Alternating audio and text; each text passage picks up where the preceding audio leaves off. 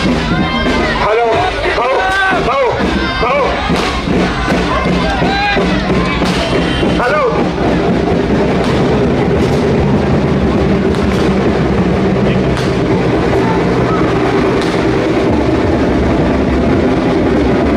Hello hello सगळ्यांना नम्र सूचना आहे, ट्रॅक्टर चालकांनी कुठेही ओव्हरटेक करू नका.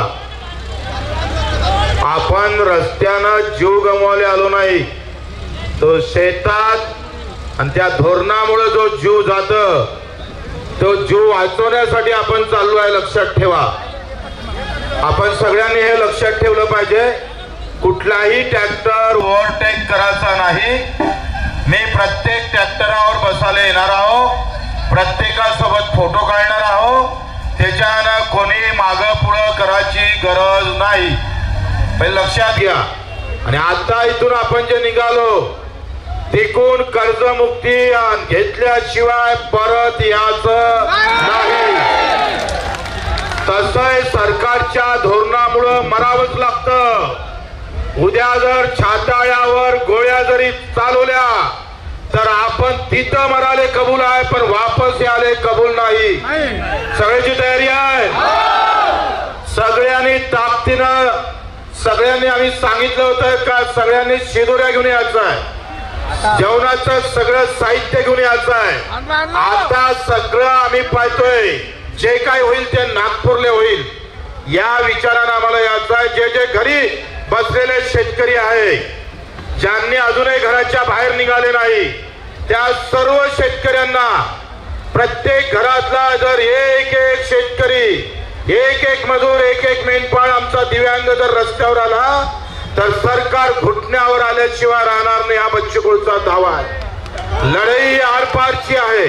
नेहमी नेहमी लढाई करणं शक्य नाही, कारण या लढाईसाठी आपले 8 ते 9 महिने गेले. आणि जो कार्यकर्ता इथं उपस्थित झाला, अजूनही काही कार्यकर्ता घरी बसलेला आहे, जो कार्यकर्ता इथं उपस्थित झाला त्याला बच्चूकडून मानाचा मुद्रा अर्पण करतं. मित्र, आपल्या सर्वांचा आभार मानतोय आणि देवाभाऊले विनंती करतोय का तुमच्या धोरणामुळं अनेक शेतकऱ्यांनी आत्महत्या केलेल्या आहे. नरेंद्र भाऊचं धोरण असू दे का देवाभाऊचं धोरण असू दे, आमचा शेतकरी रोज फासावर जाऊन मरतोय. तो कुठल्या जातीचा आहे, कुठल्या धर्माचा आहे हा प्रश्न महत्वाचा नाही, मरणारा मात्र शेतकरी आहे. आणि मग जर धोरणामुळे मरत असाल आणि आंदोलनातही तुम्ही आम्हाला मारत असाल तर खबरदार, आम्ही मागे हटणार नाही.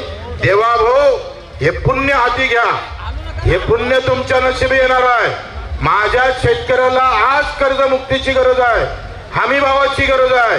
अजूनही सोयाबीनचे केंद्र सुरू झाले नाही, कापसाचे सुरू झाले नाही, मक्याचे सुरू झाले नाही.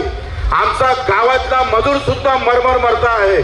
आणि अशा सगळ्या व्यवस्थेमध्ये ही रॅली आता आपण स्वागत करत करत वर्धेपर्यंत जाणार आणि वर्धेतून उद्या 9 वाजता आपण निघणार आहोत. वर्धेला मुक्काम आहे.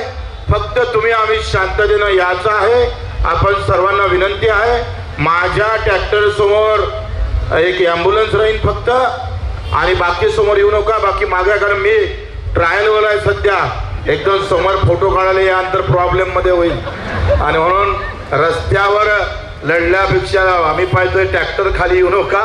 तिथं लागन तर बंदुकीच्या जे आम्ही पाहतोय गोळी येईल ते तुमच्या छाताळ्यावर नाही, पहिली गोळी बच्चूकडू आपल्या छातीवर यायला तयार आहे. हम अभी पीछे आने वाले नहीं है. आपल्या सर्वांचा आभार. जोरानं एकदा नारा, जय जवान, अरे जय जवान, बोल भारत माता की, छत्रपती शिवाजी महाराज की, महात्मा ज्योतिबा फुले की, वीरांगना अहिल्यादेवी होळकर की, पूज्य बाबासाहेब आंबेडकर की, अन्नाभाऊ साठे की, अपने अपने माँ बाप की, संत मारुति महाराज की, कुंजाजी महाराज की. धन्यवाद. जय हिंद, जय महाराष्ट्र. एक मिनिट